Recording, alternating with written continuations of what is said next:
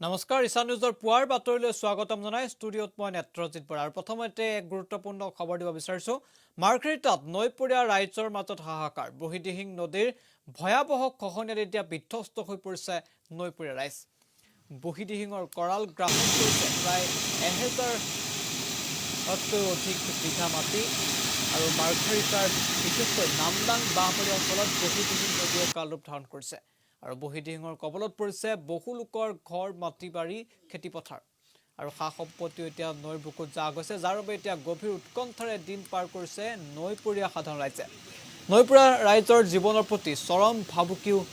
নামি আহিছে চৰকাৰে কোনো বিশেষ গুৰুত্ব নিদিয়াৰ অভিযোগ উত্থাপন কৰিছে এতিয়া স্থানীয় ৰাইজে মাৰ্ঘেৰিটাৰ পৰা বাতৰি আমালৈ প্ৰেৰণ কৰিছে সংবাদদাতা উজ্জ্বল চৌধুৰী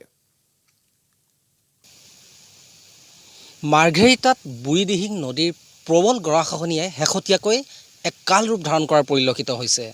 বহু হাজাৰ হাজাৰ বিঘা মাটি এতিয়া বুঢ়ীদিহিং নদীৰ কবলত পৰিছে বহু লোকৰ ঘৰ মাটি বাৰী হা সম্পত্তি সকলো এতিয়া বুঢ়ীদিহিং নদীৰ কৰাল গ্ৰাহত পৰাৰ পৰিলক্ষিত হৈছে মই ইশান নিউজৰ দৰ্শকসকলক ইয়াৰ পূৰ্বেও আমি বহুবাৰ ইয়াৰ এই সন্দৰ্ভত প্ৰতিবেদন দেখাই আহিছোঁ মই আজি উপস্থিত আছোঁ মাৰ্ঘেৰিটা মহকুমাৰ নামদাং বৰগোলাই বাঁহবাৰী অঞ্চলত আৰু এই অঞ্চলত বৰ্তমান বুঢ়ীদিহিং নদীয়ে এক কাল ৰূপ ধাৰণ কৰাৰ পৰিলক্ষিত হৈছে মোৰ সতীৰ্থ সাংবাদিক প্ৰাঞ্জলে ইয়াৰ এক সামগ্ৰিক পৰিৱেশ দেখুৱাব কেনেধৰণে আজি বুঢ়ীদিহিং নদীয়ে মাৰ্ঘেৰিটাৰ বিস্তীৰ্ণ অঞ্চল এনেধৰণে বিস্তীৰ্ণ অঞ্চলত গৰাখহনীয়াই এক তাণ্ডৱ ৰূপ ধাৰণ কৰিছে আমি ইশান নিউজৰ দৰ্শকসকলক ইয়াৰ পূৰ্বে আমি বহুবাৰ এই সন্দৰ্ভত প্ৰতিবেদন আমি দেখাই আহিছোঁ বৰ্তমান মাৰ্ঘেৰিটা মহকুমাৰ বিভিন্ন স্থানত এনেধৰণে এতিয়া বুঢ়ীদিহিং নদীৰ প্ৰবল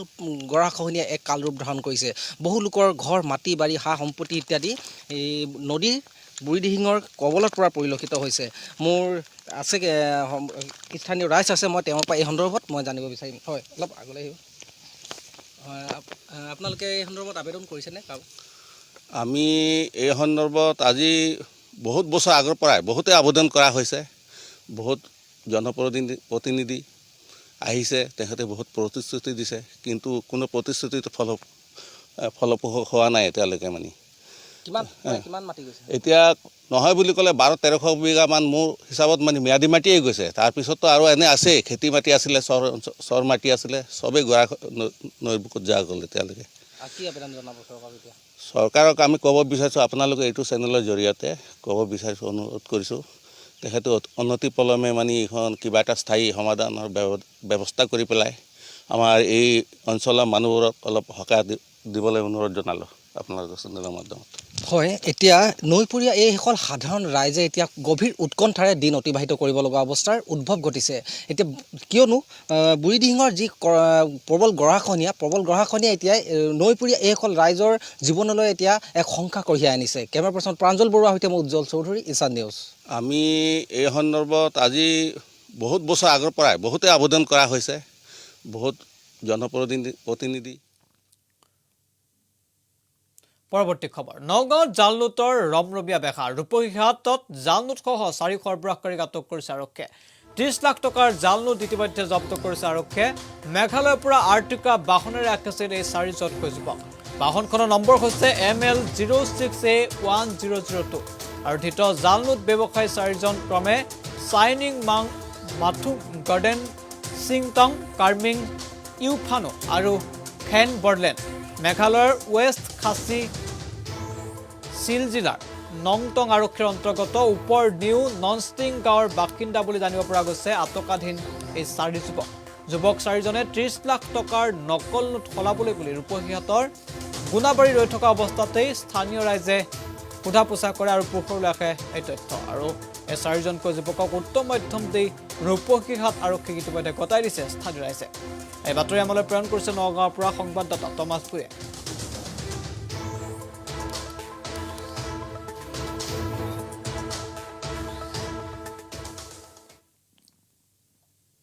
ওম প্ৰকাশ প্ৰমিলা দেৱী মেমৰিয়েল ট্ৰাষ্টৰ প্ৰশংসনীয় পদক্ষেপ প্লাজমা দান কৰা ব্যক্তিক এবাৰ সম্বৰ্ধনা জনোৱা হৈছে ওম প্ৰকাশ প্ৰমিলা দেৱী ট্ৰাষ্টৰ জৰিয়তে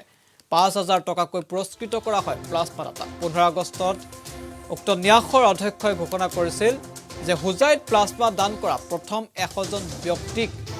5000 টকাকৈ পুৰস্কৃত কৰা হ'ব আৰু সেই প্ৰতিশ্ৰুতি অনুসৰিয়ে হুজাই জিলাৰ শেহতীয়াকৈ প্লাজমা দান কৰা প্ৰথম 5জন ব্যক্তিক 5,000 টকাকৈ পুৰস্কৃত কৰা হয় আৰু ব্যক্তিকেইজন হৈছে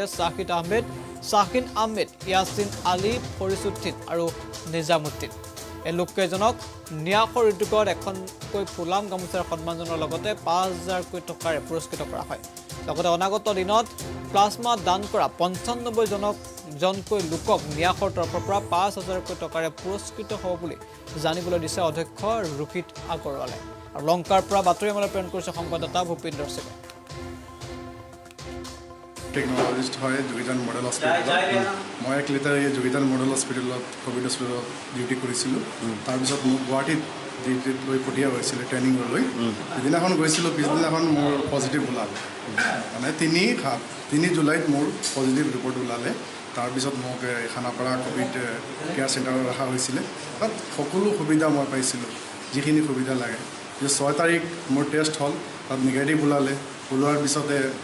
মই ঘৰলৈ আহিলোঁ। অহাৰ পিছত মই পূৰা কিয়ৰ হোৱাৰ পিছতেই মই প্লাজমা কানেক্ট কৰিলোঁ তেজপুৰ মেডিকেল কলেজ। পৰৱৰ্তী খবৰ, দৰঙত পথ নিৰ্মাণত ব্যাপক অনিয়মৰ অভিযোগ উত্থাপিত হৈছে। পথ নিৰ্মাণত অনিয়মৰ অভিযোগ উত্থাপন কৰি স্থানীয় ৰাইজে বন্ধ কৰিলে পথ নিৰ্মাণৰ কাম। প্ৰাক্কলন মতে ঠিকাদাৰে পথ নিৰ্মাণ নকৰাৰ গুৰুতৰ অভিযোগ উত্থাপন কৰিছে স্থানীয় ৰাইজে। চিপাঝাৰৰ গড়কাপ্তানি বিভাগৰ অধীনৰ দলংঘাট চকৰ পৰা বৰপথাৰলৈ যোৱা গ্ৰাম্য পথটিৰ নিৰ্মাণত ব্যাপক দুৰ্নীতি সংঘটিত হোৱাৰ অভিযোগ উত্থাপন কৰি স্থানীয় ৰাইজে প্ৰতিবাদ সাব্যস্ত কৰে। নিৰ্মাণত ঠিকাদাৰক ব্লেক লিষ্টেড কৰাৰ দাবী উত্থাপন কৰিছে এতিয়া অসম জাতীয়তাবাদী যুৱ ছাত্ৰ পৰিষদে। প্ৰায় 13 কোটি টকা ব্যয় সাপেক্ষে নিৰ্মাণ কৰা হৈছিল এই গ্ৰাম্য পথটি। আৰু গ্ৰাম্য পথটিৰ নিৰ্মাণত ব্যাপক দুৰ্নীতিৰ অভিযোগ উত্থাপন কৰি ৰাজপথলৈ ওলাই আহিল স্থানীয় ৰাইজ আৰু প্ৰতিবাদ সাব্যস্ত কৰাৰ লগতে পথৰ কাম কাজো বন্ধ কৰিলে স্থানীয় ৰাইজে। চিপাঝাৰৰ পৰা বাতৰি আমালৈ প্ৰেৰণ কৰিছে সংবাদদাতা দুলাল ডেকাই। অভিযোগসমূহ আমাৰ অসম জাতীয়তাবাদী যুৱ ছাত্ৰ পৰিষদ দুনীয়া আঞ্চলিক সমিতি, মুখ্যতঃ দুনীয়া আঞ্চলিক সমিতি আমাৰ এটাই অভিযোগ আছে যে এই ৰাস্তাটোত যিজন ঠিকাদাৰ আছে, ঠিকাদাৰজনে যিখিনি কাম কৰিছে তেখেতে সম্পূৰ্ণৰূপে নিম্ন মানদণ্ডৰ কাম কৰিছে। আপোনালোকে ৰাস্তাটোত যদি পাককলন চলোৱা যায় তেনেহ'লে নিশ্চিতভাৱে গম পাব যে পাককলন মতে কামটো হোৱা নাই। আৰু ইয়াতে তেওঁলোকে যি হিচাপত ৰুলিং কৰিব লাগে ৰুলিং কৰা নাই, পানী মাৰা নাই। তেওঁলোকে যি হিচাপত ডাষ্ট ব্যৱহাৰ কৰিব লাগে তেওঁলোকে সেই হিচাপত ডাষ্ট ব্যৱহাৰ কৰা নাই। আৰু তেওঁলোকে গোটেইখিনি মানে নিম্ন মানদণ্ডৰ কামখিনি আৰম্ভ কৰিছে, কৰি তেওঁলোকে আভুৱা ভৰি ৰাইজক তেওঁলোকে কামটো শেষ কৰিব খুজিছে। কিন্তু আমাৰ সচেতন নহ'লে এইটোৰ ওপৰত মানে নজৰ ৰাখি আজি গোটেই ৰাইজে কামটো বন্ধ কৰি দিছে। বৰপথাৰ অঞ্চলৰ ৰাইজে কামটো বন্ধ কৰি দিছে। আৰু আমি এই আপোনালোকৰ জৰিয়তে আমি এটা কথা দাবী জনাওঁ যে এই ৰাস্তাটো পাককলন মতে কাম হ'ব লাগে, সম্পূৰ্ণৰূপে ভাল কাম হ'ব লাগে। আৰু যিজন ঠিকাদাৰ আছে ঠিকাদাৰজনক ব্লেক লিষ্টেড কৰিব লাগে, কাৰণ তেখেতৰ প্ৰত্যেকটো কামতেই কিবা নহয় কিবা এটা সুৰুঙা আছে। আৰু তেখেতৰ প্ৰত্যেকটো কাম নিম্ন মানদণ্ডৰ হয়। তো সেইকাৰণে আমি অসম জাতীয়তাবাদী যুৱ ছাত্ৰ পৰিষদ দুনীয়া আঞ্চলিক সমিতিৰ ফালৰ পৰা এটা দাবী জনাইছোঁ যে সেই ঠিকাদাৰজনক, সেই জৈন নামৰ ঠিকাদাৰজনক দৰং জিলাত বিশেষকৈ ব্লেক লিষ্টেড কৰি। মাজুলীৰ এখন দলঙে জীয়াতু ভুগাইছে ৰাইজক। নিম্ন মানদণ্ডৰ কামৰ বাবে প্ৰায় কোটি টকীয়া দলংখন বিধ্বস্ত হোৱাৰ অভিযোগ স্থানীয় ৰাইজৰ। মাজুলীৰ ডেকা খেনচুৱাৰ পৰা কাঠনিয়াতি 1,17,00,000 টকাৰ ব্যয় সাপেক্ষে নিৰ্মাণ কৰা হৈছিল এই দলংখন। আৰু দলংখনৰ নিৰ্মাণত ব্যাপক দুৰ্নীতি হোৱাৰ বাবে ৰাইজে হাৰাশাস্তি ভোগাৰ এতিয়া অভিযোগ উত্থাপিত হৈছে। মাজুলীৰ পৰা বাতৰি আমালৈ প্ৰেৰণ কৰিছে সংবাদদাতা প্ৰাঞ্জল খাউদ।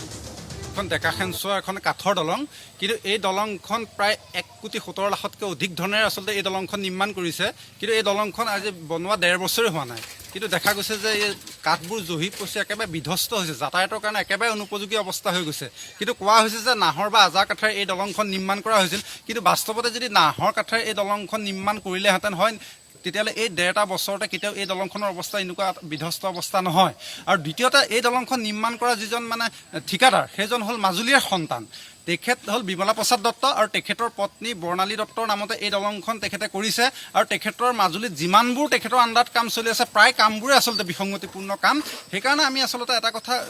দাবী উত্থাপন কৰিছোঁ যে মুখ্যমন্ত্ৰী সমষ্টিত আজি ৰাইজৰ উন্নয়ন হৈছে, কিন্তু উন্নয়ন কোন দিশত গৈছে? আজি এই দলংখন যদি 1.5 বছৰ নহওঁতে এনেদৰে জহি খহি যাবলগীয়া হয় তেতিয়াহ'লে এই সিংহভাগ ধন যে সংশ্লিষ্ট বিভাগ PWD বিভাগ বা ঠিকাদাৰে আত্মসাৎ কৰিছে সেইটো সুনিশ্চিত হৈ পৰিছে গতিকে আমি মুখ্যমন্ত্ৰী মহোদয়ক এটা কথা দাবী উত্থাপন কৰোঁ যে আপোনাৰ সমষ্টিত উন্নয়নৰ নামত যিসকল ঠিকাদাৰে আপোনাৰ সোঁৱাইবাৰত থকা যিসকল ঠিকাদাৰে আচলতে এই অনিয়মখিনি সংঘটিত কৰি আপোনাকে বদনামত পেলাইছে সেই ঠিকাদাৰসকলক আপুনি নাকি লগক আৰু এই দলংখন অন্ততঃ ৰাইজৰ আজি ডেকাখেনচোৱা বা পকাযোৱা অঞ্চলৰ একমাত্ৰ পথ এই ৰাইজৰ সুচলৰ বাবে অতি শীঘ্ৰে মেৰামতি দৰঙত পশুখাদ্য বিতৰণৰ নামত দুৰ্নীতি হোৱাৰ গুৰুতৰ অভিযোগ উত্থাপিত হৈছে মুখ্যমন্ত্ৰীৰ দুৰ্নীতি নিবাৰক শাখাৰ দ্বাৰা তদন্তৰ দাবী উত্থাপন কৰিছে এতিয়া স্থানীয় ৰাইজৰ লগতে দল সংগঠনে দৰঙত বানবিধ্বস্ত অঞ্চলত পশুখাদ্যৰ নামত দুৰ্নীতিৰ গুৰুতৰ অভিযোগ উত্থাপন কৰিছিল স্থানীয় ৰাইজে জিলাখনৰ দলগাঁও চিপাদাৰ মংগল ৰাজচক্ৰ এলেকাৰ বিভিন্ন গাঁৱৰ বান ক্ষতিগ্ৰস্ত ৰাইজৰ দুৰ্দশাগ্ৰস্ত পশুধনৰ মাজত এই পশুখাদ্য বিতৰণত ব্যাপক অনিয়মৰ অভিযোগ উত্থাপিত হৈছিল আৰু তাৰ পাছতে তদন্তৰ দাবী জনাইছিল স্থানীয় ৰাইজে প্ৰশাসনক আৰু এই অভিযোগৰ তদন্ত কৰিবলৈ দৰং জিলা উপায়ুক্তই দৰং জিলা পৰিষদৰ মুখ্য কাৰ্যবাহী বিষয়াগৰাকীক দায়িত্ব প্ৰদান কৰিছে কিন্তু তদন্তৰ প্ৰক্ৰিয়াত অসন্তুষ্টি প্ৰকাশ কৰিছে স্থানীয় ৰাইজে তাৰ বাবে মুখ্যমন্ত্ৰীৰ দুৰ্নীতি নিবাৰক শাখাৰ দ্বাৰা তদন্তৰ দাবী কৰিছে এতিয়া স্থানীয় ৰাইজে মংগলদৈৰ পৰা বাতৰি আমলৈ প্ৰেৰণ কৰিছে সংবাদদাতা লোকেশ্বৰ বৰুৱা আৰু মানে প্ৰথম তেওঁ আমাৰ এটা হেৰি আছে কি নিয়ম এটা আছে তেওঁ প্ৰথমতে আমাক চেম্পল দেখাব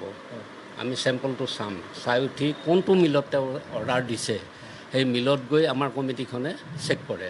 প্ৰথম অৱস্থাত খাৰুপেটীয়া এটা মিলৰ পৰা তেওঁলোকে আনিলে সেইটো আমি কমপ্লিটলি ৰিজেক্ট কৰি দিছোঁ মই লগে লগে এডমিনিষ্ট্ৰেশ্যনকো জনাই দিলোঁ যে ছাৰ এইটো হেৰি ভাল নহয় আমি ৰিজেক্ট কৰিছোঁ তাৰপিছত তেওঁ কালাইগাঁও মিলত গ'ল কালাইগাঁও মিলৰ পৰা তেওঁ ছাপ্লাই কৰিছে যোৱা বানপানীৰ সময়ত দৰং জিলাত পশুখাদ্য যোগানৰ নামত এক বৃহৎ কেলেংকাৰী হৈছিল আৰু এই কেলেংকাৰী সন্দৰ্ভত অসম জাতীয়তাবাদী যুৱ ছাত্ৰ পৰিষদৰ দৰং জিলা সমিতিয়ে দৰং জিলাৰ উপায়ুক্তক এখন স্মাৰক পত্ৰ প্ৰদান কৰিছিল আৰু এই স্মাৰক পত্ৰৰ আধাৰত এই মাননীয় উপায়ুক্তগৰাকীয়ে এক তদন্তৰ নিৰ্দেশনা দিছিল আৰু এই তদন্তৰ দায়িত্ব দিছিল আমাৰ জিলা পৰিষদৰ চিও কিন্তু অতি পৰিতাপৰ বিষয় যে এই তদন্তৰ নামত এক ভেকু ভাওনা হৈছে এই ZPCৰ চিওই যিজন ঠিকাদাৰ মানে পশু খাদ্য যোগানৰ যিজন ঠিকাদাৰ সেই ঠিকাদাৰৰ লগত বুজাবুজিৰে বৃহৎ অংকৰ খেলি মেলি কৰি গোটেইখিনি টকা উলিয়াই দিয়াৰ ব্যৱস্থা কৰিছে বা উলিয়াই দিছে বুলি আমি জানিব পাৰিছোঁ গতিকে আমি অসম জাতীয়তাবাদী যুৱ ছাত্ৰ পৰিষদে দাবী জনাইছোঁ যে এই দৰং জিলাত হোৱা যি পশুখাদ্য কেলেংকাৰী CM ভিজিলেন্সৰ জৰিয়তে তাৰমানে তদন্ত হ'ব লাগে কাৰণ যি দুৰ্নীতিৰ বিৰুদ্ধে শূন্য সহনশীল নীতিৰ কথা মানে বৰ্তমানৰ চৰকাৰখনে কৈ আছে আমি কিন্তু দৰং জিলাত ইয়াৰ সম্পূৰ্ণ ওলোটা ছবি এখন দেখা পাইছোঁ সকলোৱে টকাৰ বিনিময়ত বা ধনৰ বিনিময়ত সকলো নলবাৰীৰ অচিনাক্ত ব্যক্তিৰ মৃতদেহ উদ্ধাৰ কৰা হৈছে পাগলাদিয়া নৈত উদ্ধাৰ হৈছে এজন পুৰুষৰ মৃতদেহ উদ্ধাৰ হোৱা মৃতদেহটো এতিয়ালৈকে চিনাক্ত হোৱা নাই পাগলাদিয়া নৈৰ পানী জ্বলি স্থানীয় লোকে প্ৰত্যক্ষ কৰিছিল মৃতদেহটো ঘটনাস্থলীত ইতিমধ্যে স্থানীয় লোক উপস্থিত হৈছে কিন্তু এই পৰ্যন্ত ব্যক্তিজনক চিনাক্ত কৰিব পৰা হোৱা নাই বুলি জানিব পৰা গৈছে আৰু মৃতদেহক লৈ অঞ্চলটোত চাঞ্চল্যৰ সৃষ্টি হৈছে আৰু এই ব্যক্তিজনে আত্মহত্যা কৰিলে নে কোনো ব্যক্তিয়ে হত্যা কৰিলে সেয়াও এই পৰ্যন্ত জানিব পৰা হোৱা নাই আৰক্ষীৰ তদন্ততহে পোহৰলৈ আহিব সমগ্ৰ ঘটনাৰ ৰহস্য নলবাৰীৰ পৰা বাতৰি আমলৈ প্ৰেৰণ কৰিছে সংবাদদাতা পংকজ কলিতাই